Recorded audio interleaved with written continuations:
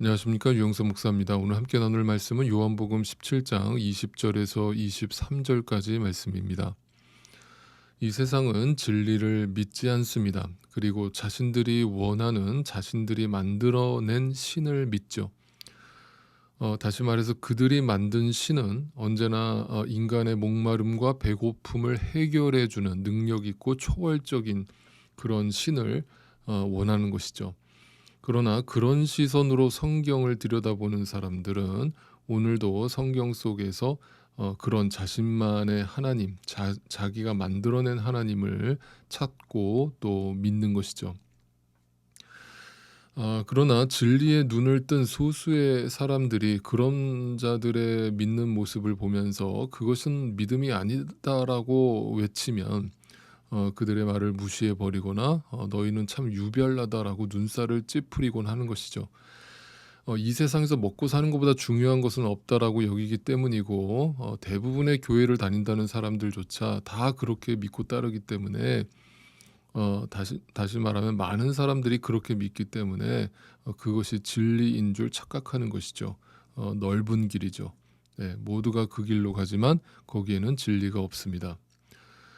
분명히 말씀드립니다. 그런 것은 기독교도 아니고 진리도 아닙니다. 성경은 단 한 번도 그런 하나님을 우리에게 소개한 적이 없고 그려낸 적이 없습니다.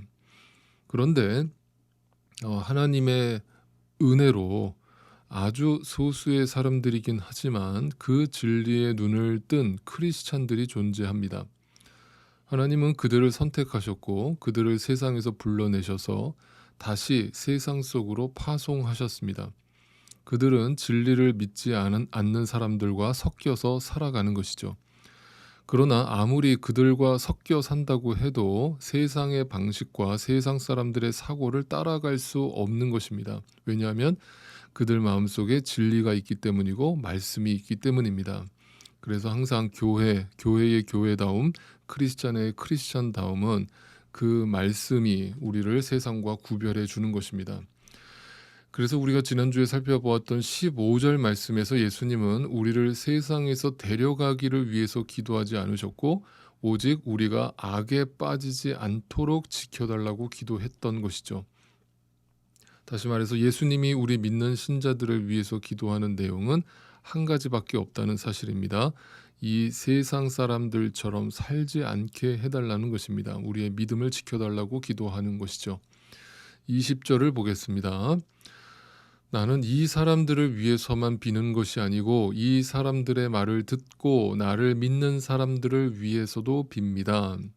여기서 말하는 이 사람들이라고 하는 것은 예수님의 12제자를 말하는 것이죠. 그 12제자만을 위한 기도가 아니라 그 제자들이 전해주는 복음을 듣고 믿음을 가지게 된 모든 신자들을 위한 기도인 것이죠. 다시 말하면 오늘 우리를 위한 기도를 하기 시작하시는 겁니다. 자, 그래서 예수님은 지금 우리를 위해서 기도하고 계시는 것입니다. 자, 그래서 오늘 우리가 여전히 그 하나님의 말씀을 듣고 그 진리를 품고 믿음으로 이 땅을 살아가고 있는 이유는 전부 그분의 기도 때문이라는 사실을 우리는 분명히 기억해야 됩니다. 이 모든 것이 은혜라는 것이죠. 여러분 생각해 보십시오. 여러분과 저는 절대로 이 세상 속에서 믿음을 지켜서 거룩하게 살아갈 존재들이 아니기 때문입니다. 우리는 여전히 죄된 몸을 입고 살기 때문에 우리의 생각은 언제나 내가 원하는 방식에 고정되어 있고 이 세상 사람들이 살아가는 방식을 부러워하는 시선에 머물러 있는 것이죠. 아무리 하나님 말씀을 들어도 그때뿐이죠. 그런데 놀라운 사실은 이렇게 믿음 없는 겨자씨만한 믿음도 없는 우리를 불러서 오늘 여기에 있게 하신 분이 누구신가? 네, 그분이 우리 안에 계신 성령 하나님이시고 예수님의 중보기도를 통해서 이루어진 일이다라는 것을 다시 한번 우리는 보게 되는 것입니다. 네, 전적인 그분의 은혜 때문입니다. 이것이 기적이 아니고 무엇이겠습니까? 21절입니다.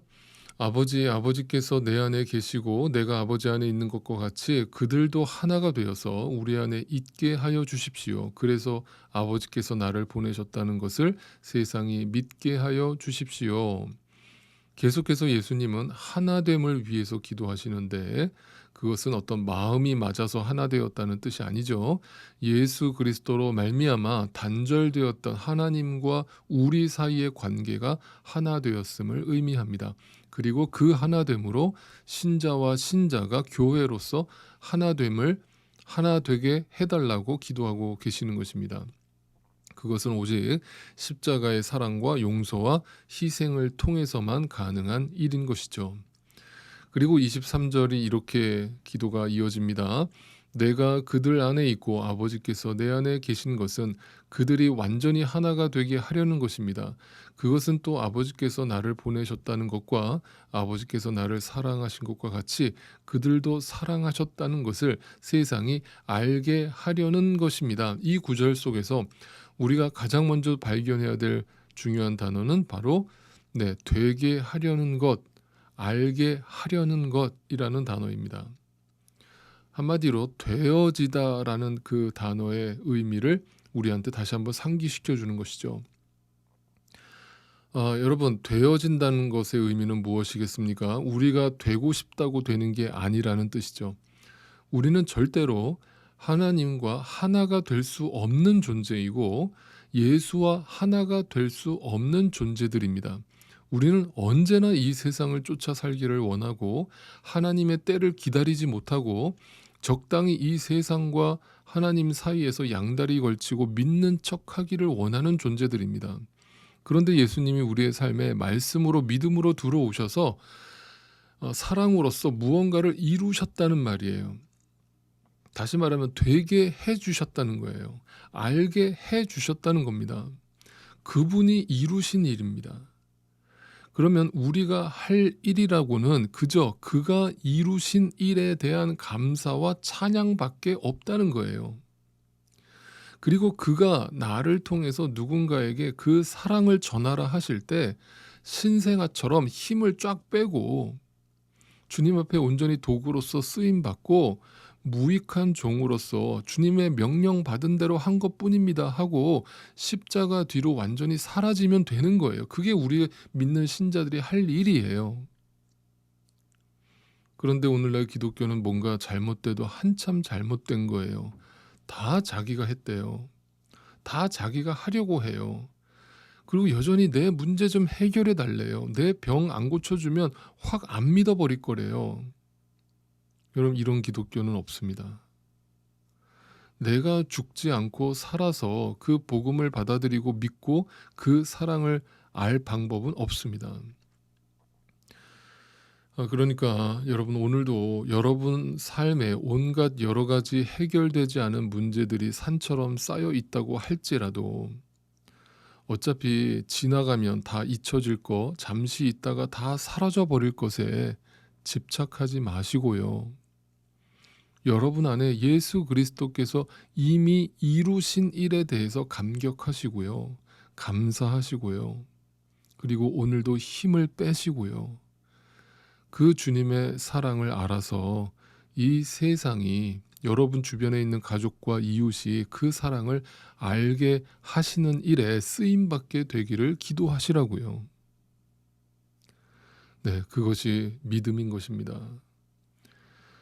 이 믿음이, 이 은혜가 오늘도 우리를 사로잡으시기를 간절히 소망합니다.